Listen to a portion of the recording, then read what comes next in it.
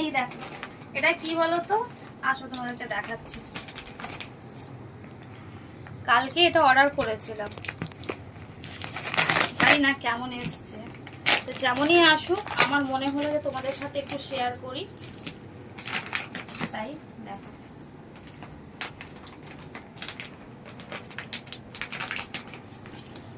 এই গরমের মধ্যে এসি চললে একটা হালকা কিছু গায়ে নিতে লাগে।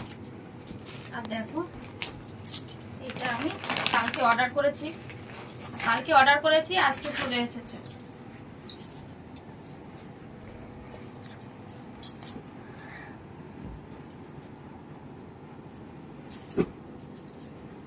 খুব সুন্দর, পিওর কটন। দেখো,